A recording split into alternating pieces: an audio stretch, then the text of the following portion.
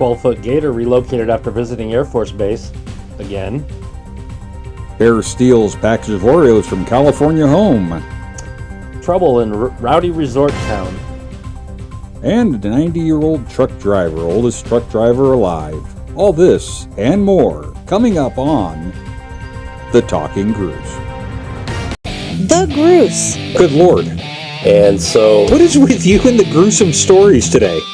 It's just a dead cat. A decapitated guy and a dead cat? What the hell? We didn't show pictures. The co-host, better known as Rich. You do know why the Tyrannosaurus Rex were so angry? Because they had small arms and couldn't reach their baguette. Yes, that's exactly right. The Talking Gruse, bringing you the less serious side of the news.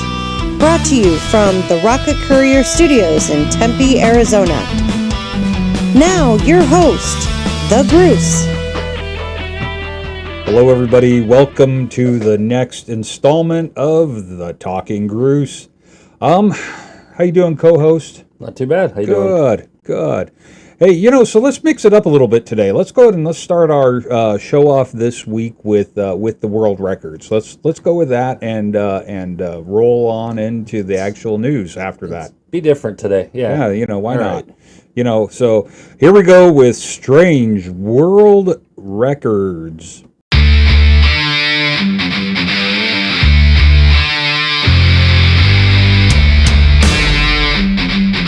All right, so here we go with some strange world records. I've complained and have said a number of times, when we've been doing this, that it's just some of these stunts are really weird, and they're not real, or they're real but they're not. They're facilitated with strange props and. This one here is actually... This one here is good, and what I really like about this one is the fact that the younger, the kids are getting involved, and it's, maybe this kid will be the next future David Rush. And she didn't do this for a Guinness Book of World No, Records. she did it because it was a hobby and it was fun, and so go on with the story. So an 8-year-old has been named the world's youngest drone videographer. She is an 8-year-old from Indiana named Louisa Royer from Evansville Day School. She's a third grader, and she brought her drone along on trips to Europe, Japan, Australia, and South Korea, and her teacher encouraged her to submit the footage that she took to film festivals. So, number one, to be a kid and to travel all over those places, that's cool. Yeah. I didn't do a lot of traveling until I was an adult. Yeah. Or at least traveling outside of the country. We used to travel back and forth to Chicago, and that was about it. Way to go, Clark Griswold. So she asked for a drone as a gift because she loves science, and it seemed like a fun way to explore the world from a different viewpoint, she told the Guinness World Records. Her drone footage earned her the 2023 Best New Drone Pilot Award at the AZ Drone Fest, not Arizona, International Film Festival. Maybe it should have been Arizona. Right? There's a picture here of her receiving her Guinness World Record. A cute kid. You can see that she's ecstatic about it. I would be too at that age. To get recognition. To be getting a Guinness World Record. It would be that definitely would be amazing. Definitely amazing. But then we have now the opposite side of it. Now you do a lot of driving, and you've done a lot of driving. I know that is a fact. Yeah, my Chevy 2004 Chevy Silverado has 750,000 miles to prove that. Now, is that? But you got to put the asterisk on that because of the odometer. The odometer, out. Yeah, the gauges checked out. You drove so far that the the odometer broke. It's like a pinball game. It just said tilt. Right. And that was it. All right. We go from the youngest to the oldest. 90-year-old man named the world's oldest truck driver. His name is Doyle Archer. He's worked for Coombs Incorporated in Phillipsburg, Kansas for 20 years, and he was certified as the world's oldest truck driver at the age of 90 years and 55 days old. Archer's been driving trucks for more than 60 years, racking up approximately 5.5 million miles behind the wheel. Yeah, I got a bit to catch up. Yeah, that's a lot of driving right there. I do not plan to retire anytime soon, he told Guinness World Records. As long as my health holds, I'll keep driving. I do not have the word retire in my vocabulary. Well, you know what? I think you better get the word retire then. He's a great-grandfather of 26. It says his career's taken him all across the country, hauling all sorts of different cargo. Anything you can haul in a truck, I've hauled it, he said. You know, anything you can haul in a car, you've hauled it. Yeah, I've hauled. We'll do a list of some fun things I've hauled at some point. And I've hauled some interesting things for you. It's very interesting. If you would have told me what it was, I would have been like, no, I'm not helping you out today. Yeah. So when Federal Express calls you and asks you to take something to Flagstaff. There's a picture of him there, taking a look at the getting his Guinness World Record and his 90th birthday. Yeah, showing his truck certificate or something up against the door and showing that he's 90. He sure doesn't look 90. He looks pretty good for 90. So, our next world record is a fail. Yeah, so we got a fail coming up here, folks. We reported last week on our last episode on the Kyles. Why can the Russians do it, or the Bosnian Herzegovinans do it, and we can't do it here in America? I don't get it. Yep. This is for May 20th. It's a sad day in Kyle, Texas, as the city's annual gathering of Kyles once again failed to earn a Guinness World Record. Yeah, there we go. No, more like this. The gathering of Kyles, part of the annual Kyle Fair, aimed to break the Guinness World Record for the largest same-name gathering. Organizers counted 706 Kyles in attendance, falling far short of the number needed to beat the current record of 2325, which was set at a gathering of people named Ivan, or Yvonne. Ivan. There's a picture of the Kyles, guys. They, not enough of them. Come on, Kyle. You know. They need to get a picture of Kyle from South Park. Oh, yeah. And send it out to everybody named Kyle on Facebook and say, you need to come to Kyle, Texas on this date. That would be there. I'm here for advertising. I'm going to be driving through Texas here in a few weeks, so maybe I'll stop in Kyle and go to the city hall or something. Kyle Tourism Bureau. Yeah, exactly. and I'll give them the idea. I'll be like, hey guys, we want to help you. Hi, I'm Greg from the Talking Gruse, and I'm here to help you get your record of people named Kyle together. Yeah, let us help you get the Kyles next year. So, organizers have not yet announced whether there will be another attempt in 2025, but last year they fell short when they counted 1,490 Kyles. So they were like half as much, less than half as much. Yeah, they really missed it on try number 2. Come on, guys. Come on, this is Texas. Get it together, Kyle. The stars are bright late at night. Deep in the heart of Texas. I just want to hear Cartman yell, Kyle! Well, we've had, there are some strange world records. Of course, we know our good friend David Rush has done some weird ones. Yeah. This one actually, I think, took some talent. It takes a little bit of talent. Or some practice. Or practice, yeah. Or both.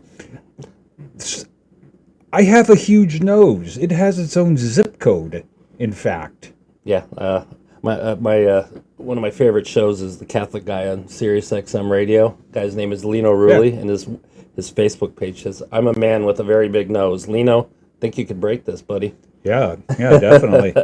But yeah, this one, go on with this story with this guy and his nose. So, this is good. A man breaks his own world record for typing with his nose. Don't try this at home, kids. An Indian man broke his own Guinness World Record by typing the alphabet in 25.66 seconds using only a keyboard and his nose. That's a letter and a space bar about every second. Vinod Kumar Chowdhury 44 first set the Guinness World Record for the fastest time to type the nose Now, there he is typing a picture in of it. 2023. He probably looked like one of those birds, just doing one of these numbers.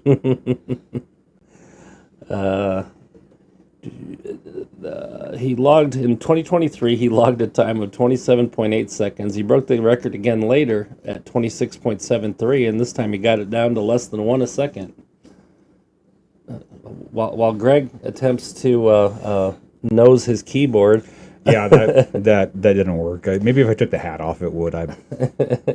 Follow your nose, Toucan Sam. Chowdhury has now broken the record a second time, managing the feat in 25.66 seconds. The rules of the record required Chowdhury to type all 26 letters of the Roman alphabet on a standard QWERTY keyboard. You do know why it's called QWERTY? Because it says QWERTY across the top left. Ooh, yeah. He's full of knowledge today. Okay. He's a fart smeller. A smart feller. Chowdhury also holds the record for the fastest time to type the alphabet backward with a single hand, with a time of 5.36 seconds, and the fastest time to type the alphabet with hands behind the back at 6.78. That'd be kind of an interesting one to find to look at.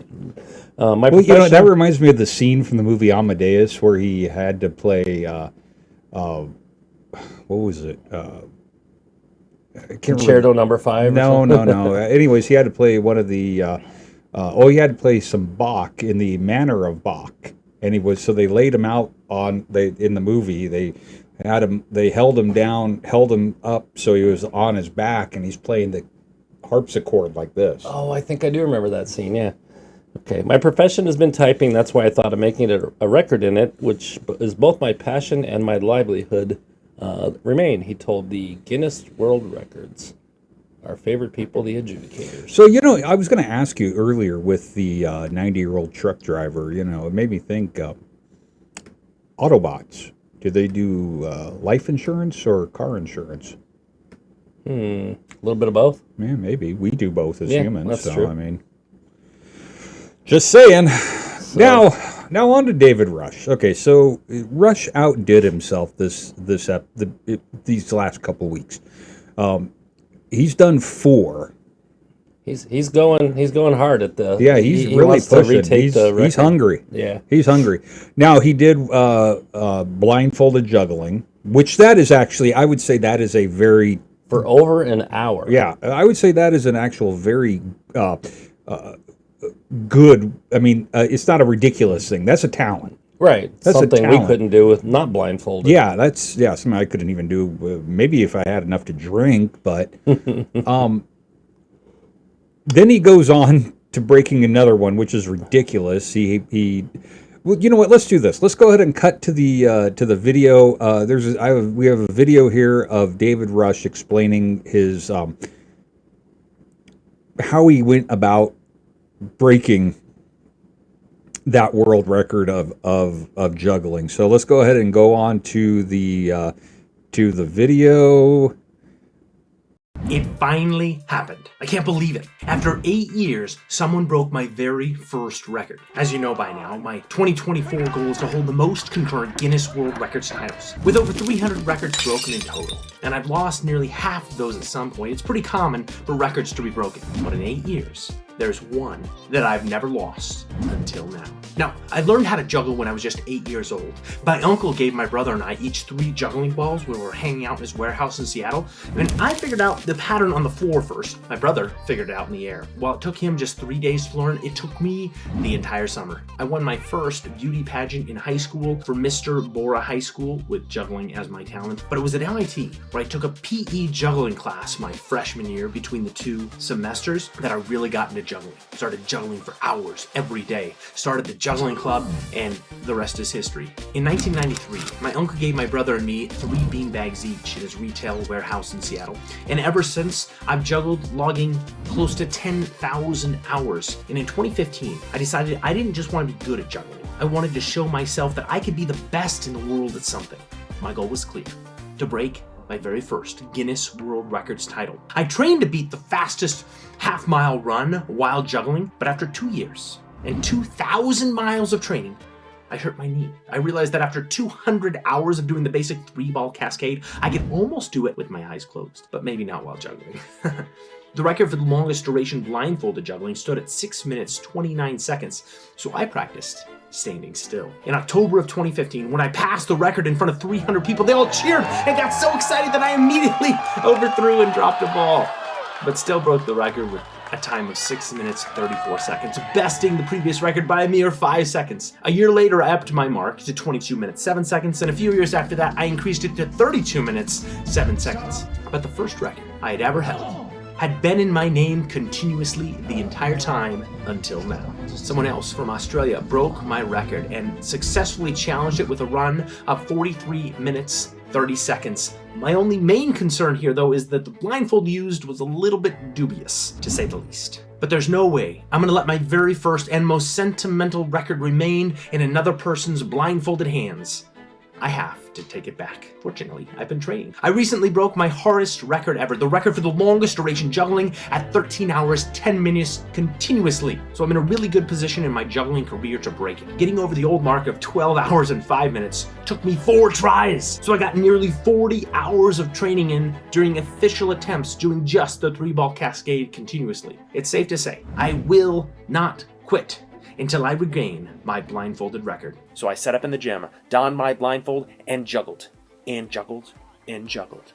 I was perfect for an hour, 3 minutes, 4 seconds before finally dropping a ball, taking my very first record back to hold 170 records with 181, the current goal. Now that was actually really sort of cool. I really thought that was neat. I mean, he was trying to train to run to juggle and run at the same time. Right. And then he hurt his knee. Yeah, so then he's like, "Oh, I'm just going to do it." But it's cool that it's a personal record for him because It was his first that he ever broke. It wasn't doing any kind of gimmick. It was just doing something that Yeah, I mean, and it was a neat story about how he started with juggling and things like that. But then it goes on to his next one. Oh yeah, what was the times on that one that he did? The times for his juggling, gosh, And he's having technical difficulties, folks. Yeah, just opened up a new window.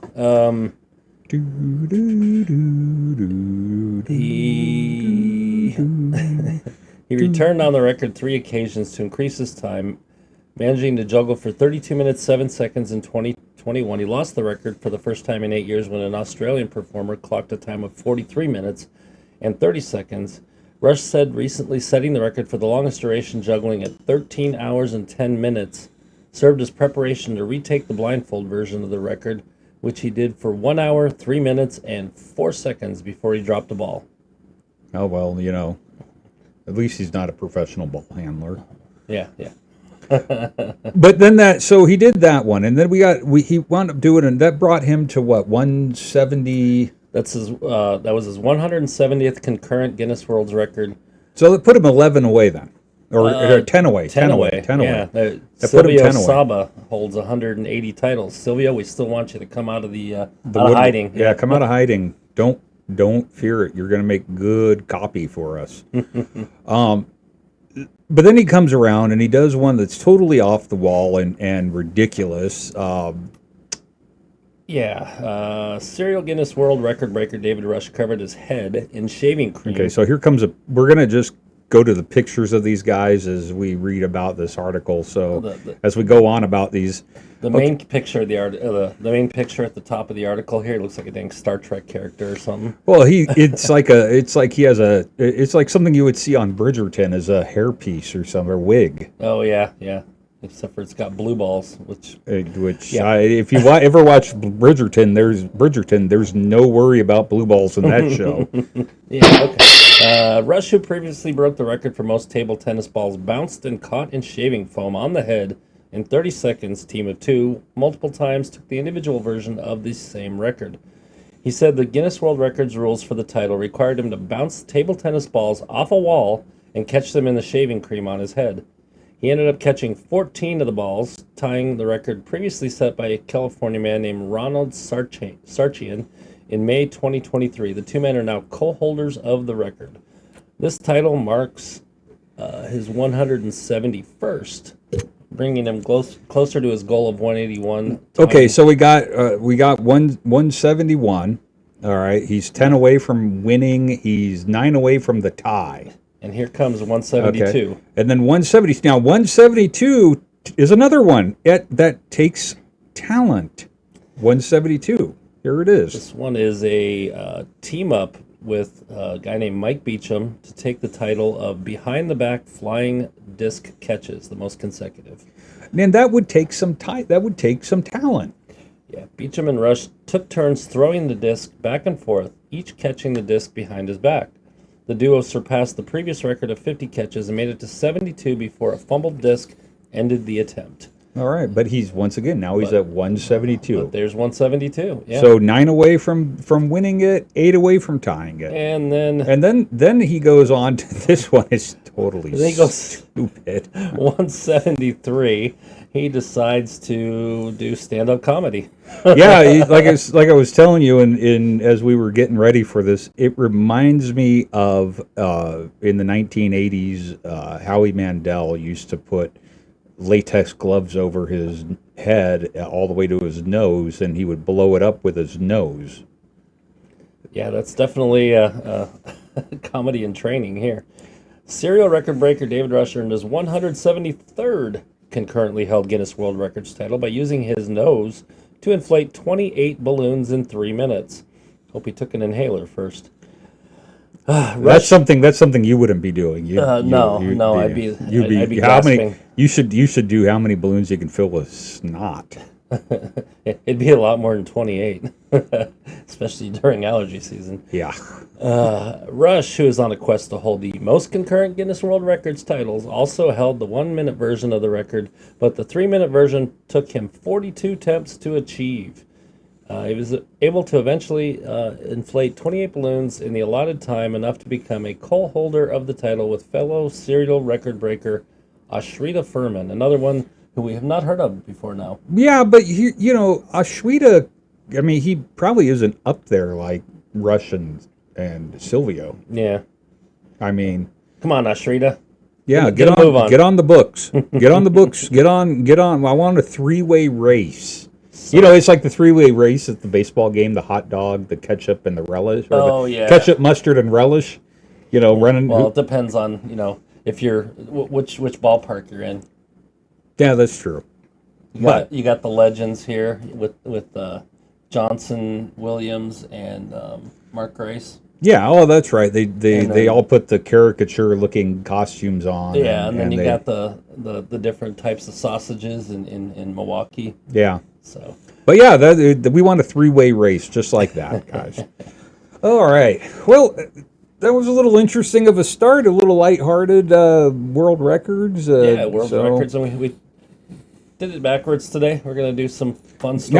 Now we're gonna get to the less serious side of the news. Everybody, it's we got the world records out of the way, and now it's time to actually be broadcast professionals.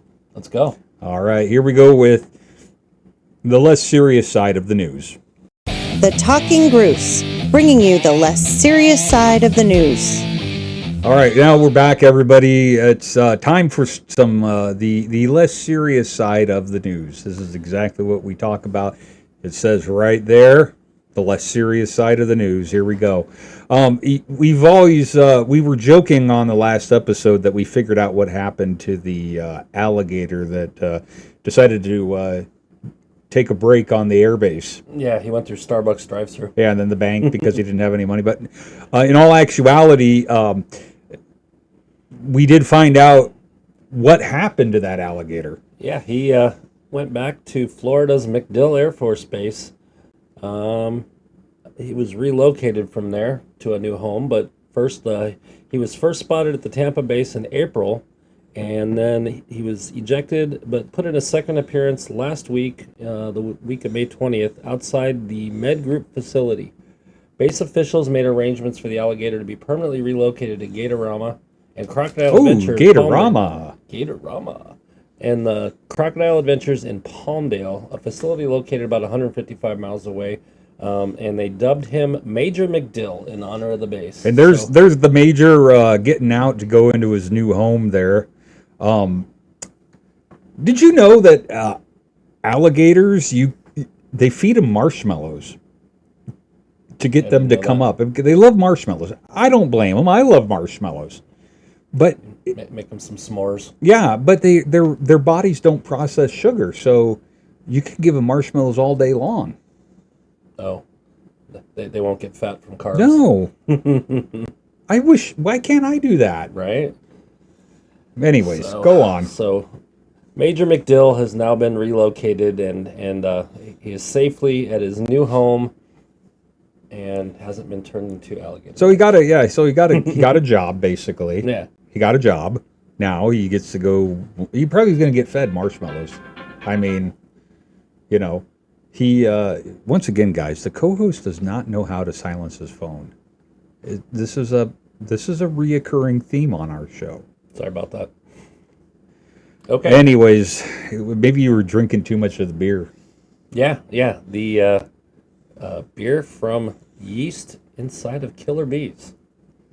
So would it be killer beer? That's what they want to call it. I think is at the end of the story. It says that get buzzed. Cardiff University developer. That had better have a killer alcohol content, right? Better have a killer evening when you're drinking this stuff. A team of microbiologists at Cardiff University in Wales have developed a new way to get buzzed. Beer made using extracts from killer bees. Professor Les Bailey and his team of microbiologists. You haven't been doing too bad with the names today. I'm just letting you know that. Don't jinx it.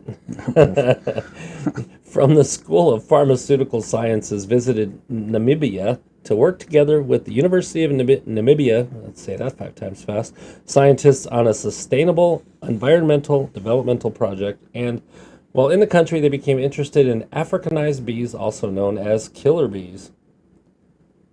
Here we go. This is a very technical Latin term here.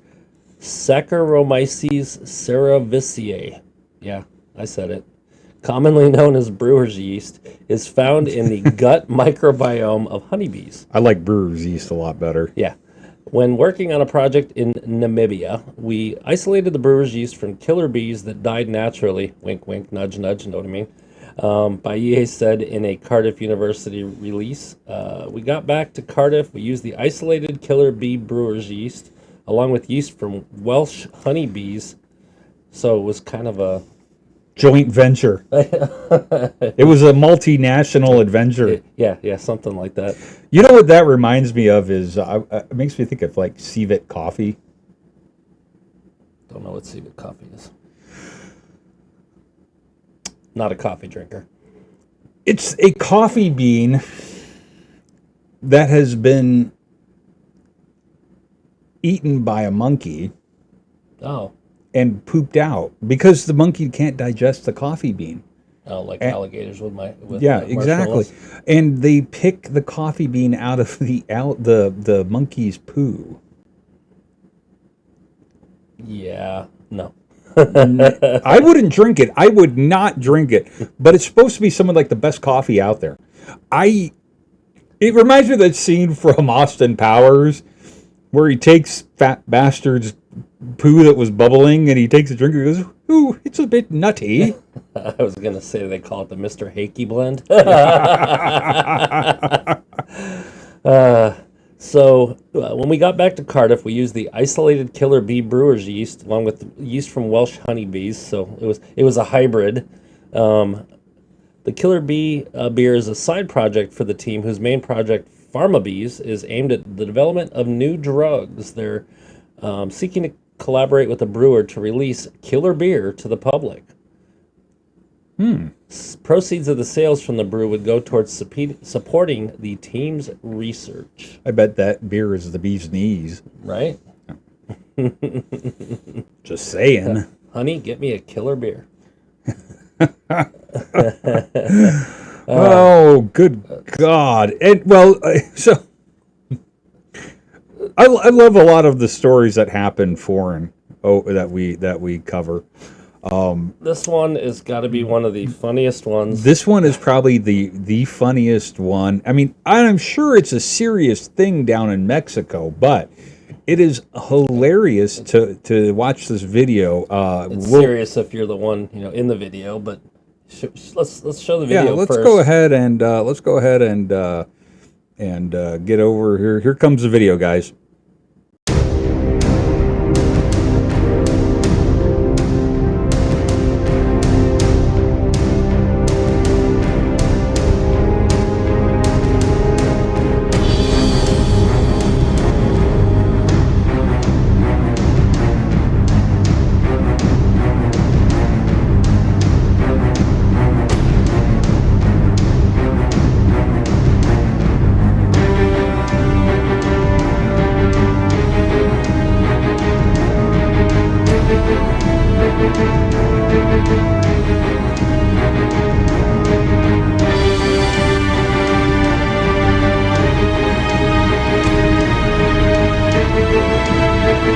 All right. Well, the funniest thing in that video for me was watching the mariachi guys running to the fight with their guitars.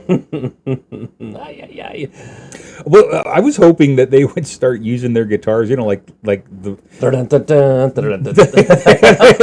They would either be sitting there playing background music as the two were fighting, or they would be like a rock concert. They'd start smashing their guitars. I mean, that would have been the other thing. So what was going on there is a fire breather fighting off marauding mariachis. Well, let's go on with the story here real quick before we. The bizarre fight, apparently over the rights to perform at a lucrative street corner, saw the fire breather turn the tables on his attackers. So he has been treated in hospital in Mexico. It's an English article, guys. It was written by Sky News, so it is in hospital. They don't go to the hospital. Or a hospital. Or a hospital. After being attacked by a mariachi band and fighting back by setting several of them on fire. Our UK viewers would know that. Did you know that the UK is our actually second largest group of viewers? I did not know that. Yeah.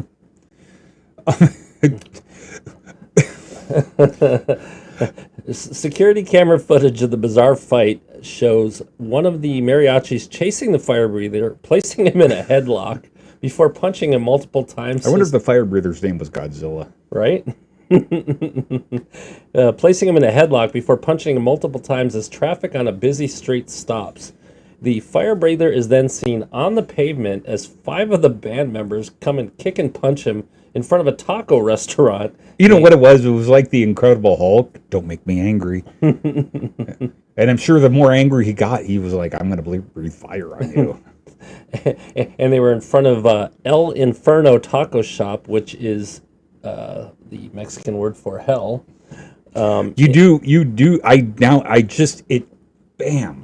Bam, mind blowing here. I just figured it out. He ate at the taco shop. That is how come he was able to breathe fire. He didn't buy them, he just rented them. Exactly. Yeah. So the city of Morelia, west of the capital, Mexico City, but the tables are turned as the man starts throwing fire at the musicians. That was the funniest part. They're running away and he's blowing fire at them. Yeah, they needed that. They needed that guy in like World War II or something with the flamethrower on his back. Or instead of putting a flamethrower on his back. The mariachis, mostly dressed in traditional white shirts and black trousers, some carrying guitars, are then seen running away, several of them in flames. It's the flaming mariachis. They quickly take off their burning clothes, and one is even seen rolling on the ground. Stop, drop, and roll. He must have watched those Dick Van Dyke PSAs from the 1980s. It's better than duck and cover. Well, yeah, at least it will do something. Right. Duck and cover should have just basically been called bend over and kiss your ass goodbye. or your classmates. Right? Kiss your classmates' ass goodbye. Hey, now that was the 50s. None of that was going on. You know, They quickly take off their burning clothes. One was even seen rolling on the ground. None of the players returned to the fight. It's believed the battle was over the right to perform and generate tips at a sought-after spot right in front of El Inferno. now here's my question about El Inferno. Were they did they have to get some Mexico judge to declare them that Mexican sandwiches? No, and I guess in Mexico they would just be sandwiches. Oh, good point. Firearms have been known to be used in violent group clashes over pitches in Mexico City. It's not quite clear how the dispute began, but the police said nobody was arrested and only the fire breather had to be treated in hospital. Why would I mean, let's say like had a misfire or something, like a gun. You misfired his fire and burnt. Yeah, the mariachis didn't, have third-degree burns after that. The way the video looked, it looked Yeah. like they did. It looked like they got they look like El Inferno. They were crispy chicken after that. They were they were a chimichanga. A deep fried chimichanga, folks. I mean, come on. This next story is actually kind of heartwarming. It is. It's a heartwarming story. It's neat to see that something full circle. It came around and it's now at least back in the hands of the people who it was meant for. Right.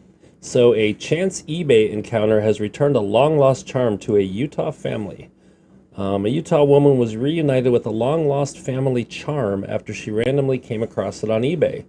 Joan Eccles said her stepfather, Augusto William Conti, was serving in New Guinea during World War II in 1944 when he sent a pair of matching charms to Eccles and her mother, Agnes Inez Redfern, for Valentine's Day. Wasn't that where the president's uncle was eaten by cannibals? I don't know. Remember that? His plane crashed or something, and the cannibals got him. Which president? Our current one. Oh, who knows? You don't remember that story? Okay. The charms, crafted using coins, were respectively inscribed New Guinea to my darling Joan, 1944, and to New Guinea to my darling wife, 1944. There's a picture of the pendant, guys. It's really cool. I mean, that is neat looking. I mean, Reminds me of coin machines at the Museum of Science and Industry, and from what I've been told, other places. Yeah. You can go to the Grand Canyon and do the same thing, or you put 51. Ruined my childhood. You put 51 cents in, and they Right. crush your penny and make it say something. Yeah. Anyway. Seriously, this is a penny. Joan Eccles has held on to her charm for the past 80 years, but her mother's was believed lost after she died in Georgia in 1963. Eccles said she was browsing eBay recently and was shocked to see her mother's charm listed. Her daughters, Vicki Fredrickson and Stacy Wilson, reached out to the California-based seller and discovered it had been purchased at a flea market. Fredrickson and Wilson bought the charm and presented it to Eccles as a Mother's Day gift.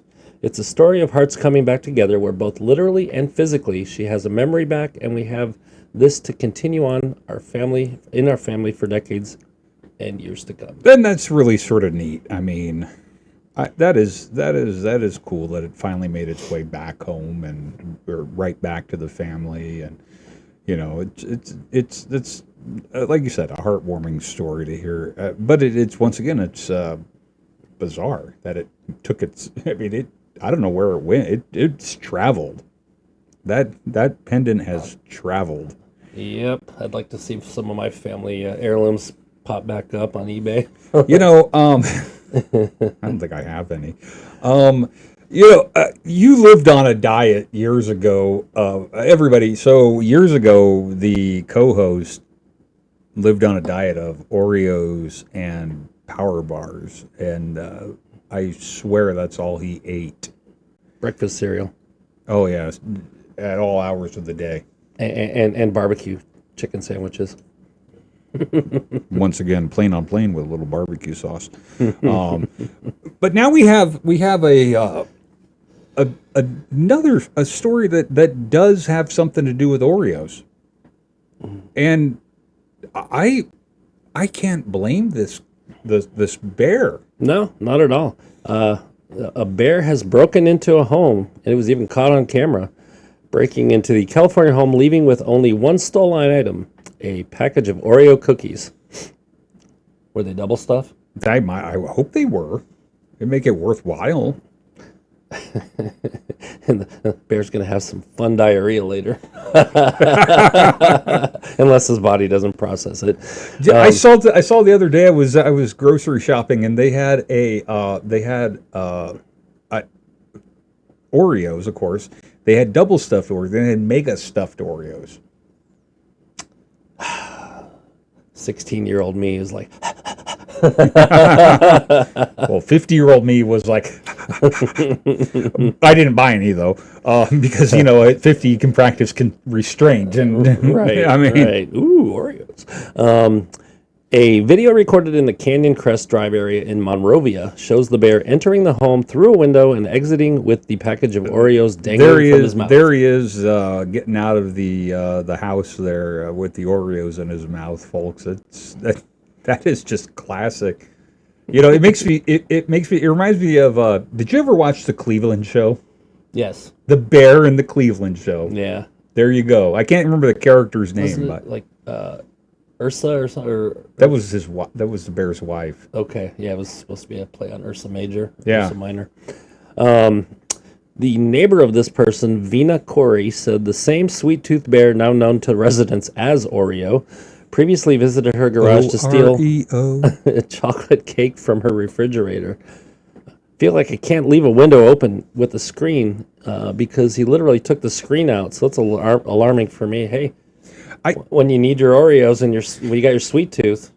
So I would just go and put a refrigerator in the backyard so the bear doesn't have to open the screen. It just has to open the refrigerator. Or just leave milk and cookies out on the table like Santa he's Claus. Santa. Yeah. Santa bear. Oreo, here you go. Here, guys, have some Oreos. Got your double stuff this time. Yeah, add it to the shopping list. Hey, Ethel, are we forgetting anything? Oreos again, one more time, guys. Look at it. That's just great. Just wonderful. Next, we have another Sky News story. Yeah, and what happened, this is something that I've talked about before, and this is something that's been going on forever in the world. Crazy people on airplanes? No. Streakers? Well, yeah, that, but... 70s, they want your... well, Virgin Airlines called, they want your... they want your trend back.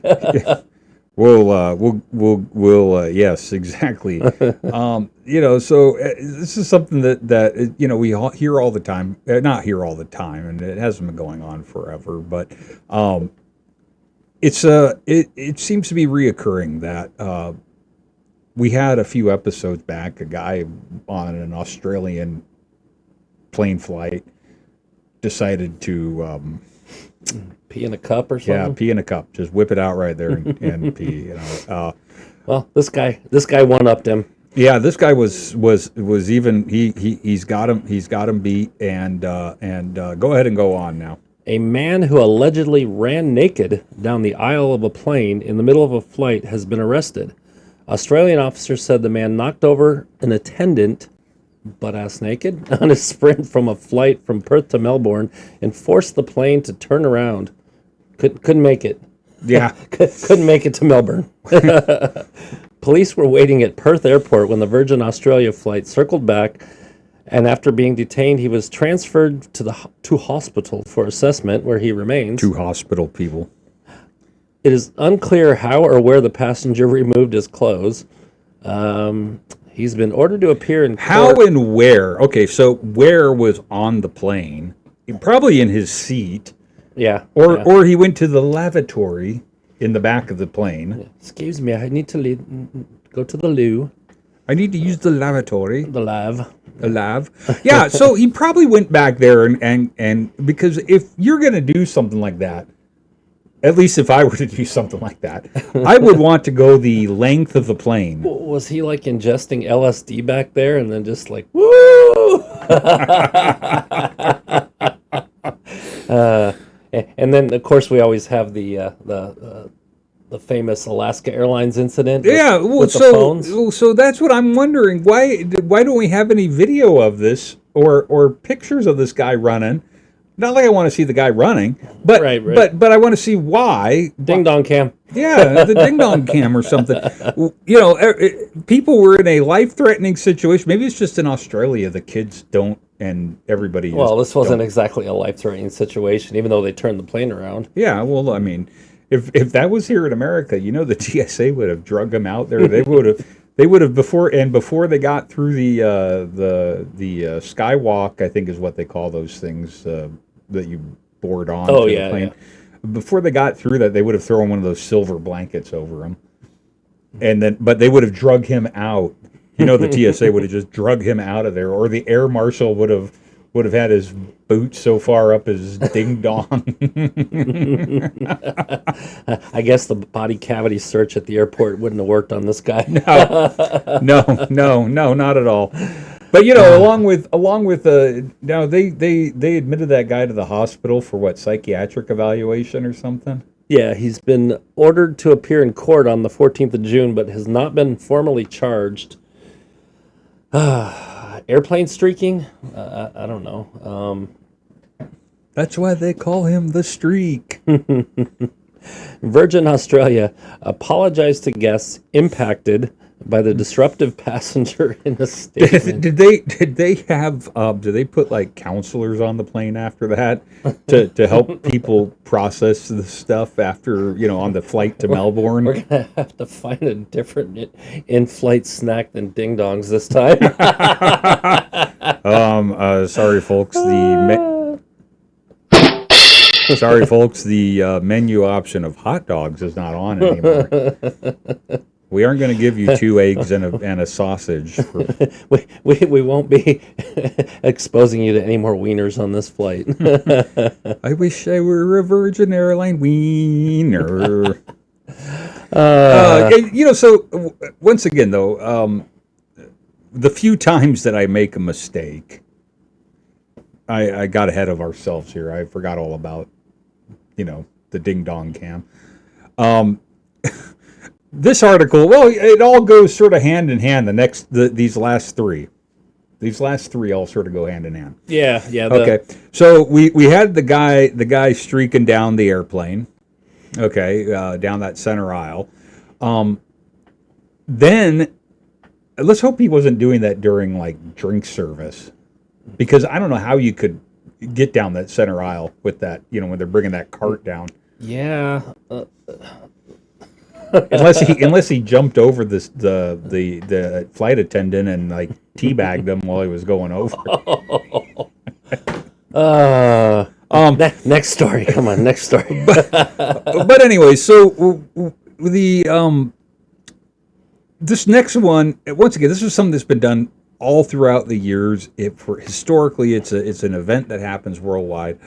But for some reason, I just keep remembering back to when I watched Ron White's "You Can't Fix Stupid," and he's talking about being on the cruise with the guy. He sees the guy and he goes, "It's as big as a cheese wheel." Anyways, go on. Let's go to the video of this. Okay. And then we will come right on back, folks. Here we go.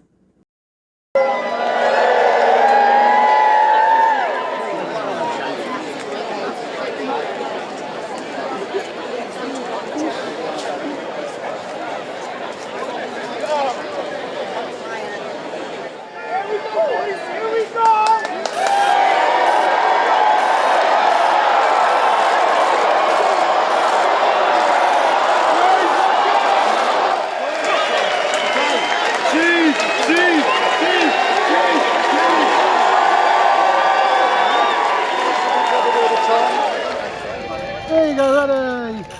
Lovely, well done.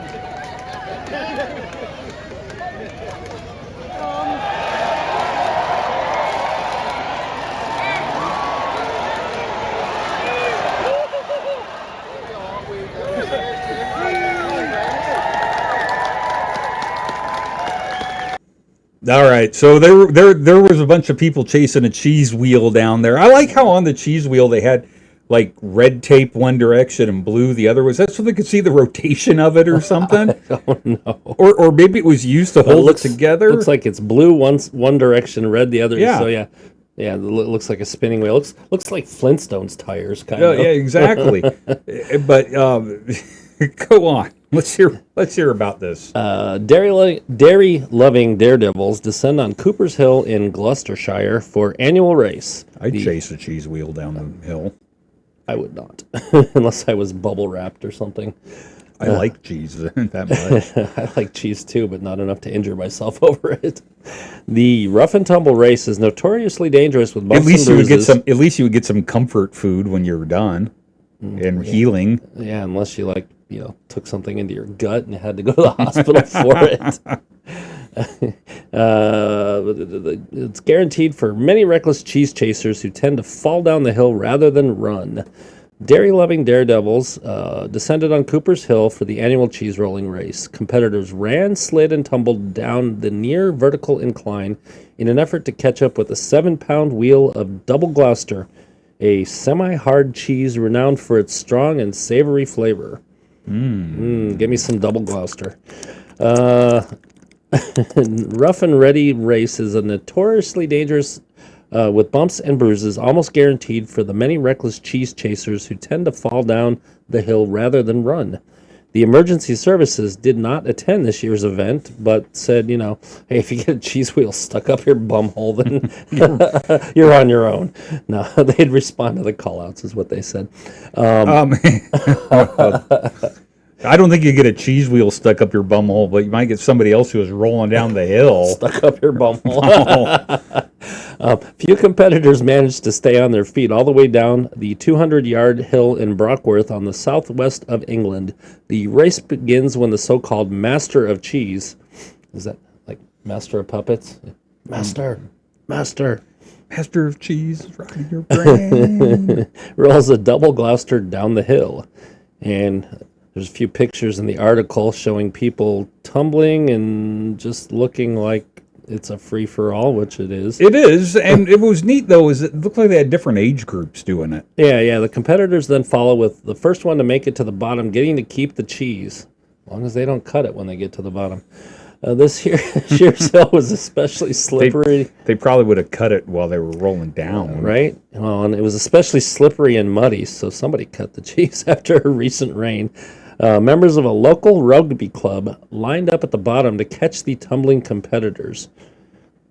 In America, it'd be football players wearing their shoulder pads. Yeah, exactly, and the helmets and everything, Right. and all their protection. 3 men's downhill races. I got to say, I think rugby players are actually tougher than football players because those guys take just shorts and a polo shirt, and that's it. And they look like what's the guy from Goonies with the deformed head? Chunk. Chunk. No, it wasn't Chunk. Chunk was the little fat kid. Yeah, Chunk was a fat kid. Anyways, go on. Yeah. The 3 men's downhill races and 1 women's take place between midday and 1:30 p.m. The winners of the 3 men's races included local man Josh Shepard, as well as competitors from Germany and Australia. American YouTuber I Show Speed was among those who took part in one of the men's races and paid a visit to the medical tent after suffering bruising on his bum on the way down the hill. Abby Lamp from the good old US of A won the women's race, and it was not her first time doing it. Sloth, there we go. Abby won the women's race, rolling down the hill at a speed that left the rest of the field far behind. She must be like roly-poly-oly or something. You just have to roll, she said. She's a graduate of North Carolina State University, and obviously their proudest alum, going after cheese down a hill. There's a little bit of pain, but it's just going to be temporary. Once I got my cheese and I can cut it, we're good. Hey, once again, it's comfort food for when they're recovering. Dozens of children and adults also competed in safer and slower, but no less grueling uphill versions of the race, which are traditionally held on a late May national holiday. It's like Boxing Day. Right. Cheese. Kwanzaa. Cheese holiday. The first written evidence of the event, of this historical event, was found in a message that was sent to the Gloucestertown Crier in 1826. Is that a newspaper or a person? Probably the person. However, it's said to have been an old tradition even back then. Well, there you have it. So it's been going on for centuries. We chase the cheese wheel. Whatever floats your boat. So cheese wheels. Anyways, it brings me to the brings us to our last story of the day. I've attended some bachelor parties. Nothing like the hangover. No, nothing like the hangover. Me neither, yeah. Not even anything like the hangover. I've heard of some wild bachelorette parties too. It seems like the women's parties are a lot. The women's parties are a lot more off the hook. Yeah. I mean, We'll just, go with that. Let's just go with that. That's just our perception. So, anyways, let's go on with this one because it's actually quite hilarious. So, a rowdy resort town in Spain, Playa de Oro. There's the name of the town right there. That's, I guess instead of having a little city, welcome to, they decide to put it in big bold letters. Yeah, they should have a guy standing in a penis costume out there. Penis! The resort town has banned penis costumes, Penis! blow-up dolls, and rowdy tourists. So I guess you couldn't put a blow-up doll in your car and drive down the carpool lane there. No, I guess you couldn't. Might be fun to do just as a gag, but Playa del Aro, a resort town on the Costa Brava with a population of 12,500, has become a popular destination for bachelor and bachelorette parties, with several companies offering travel packages aimed at these celebrations. The town has been known to host up to 300,000 tourists in a single weekend. That's a stiff weekend. That's a very stiff weekend. Penis. Mayor Maurici Jimenez announced a new bylaw banning people from going out in public without clothing or only in their underwear or with clothing or accessories representing human genitals or with dolls or other accessories of a sexual nature. Penis.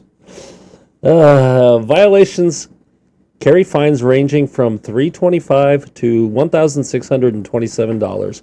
Where shouldn't it start at 69? I think I would agree with that. It would be 69.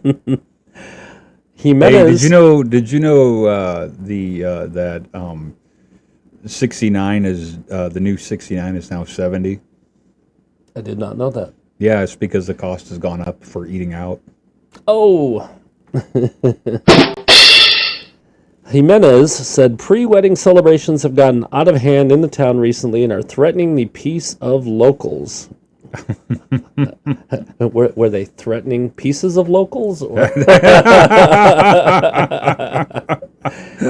Playa Daro Police Chief David Puertas cited a recent example where a bachelor party used gaffer tape to bind the groom-to-be to a lamppost. No notes as to whether he was completely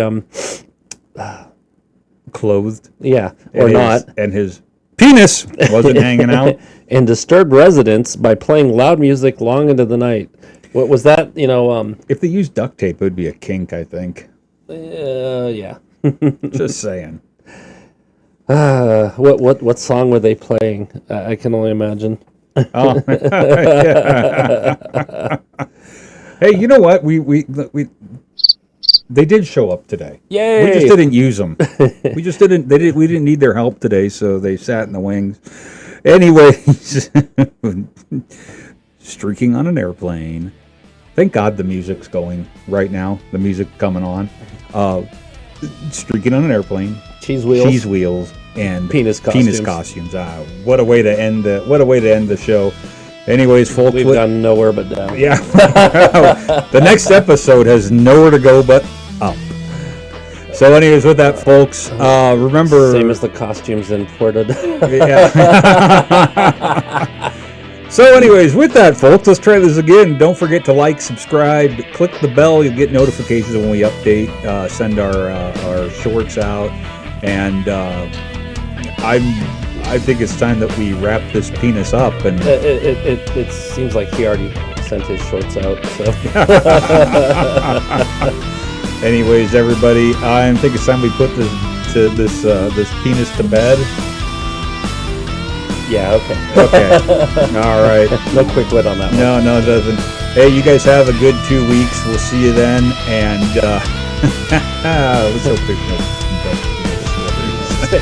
Stay away from the hangover. Have a good one, guys.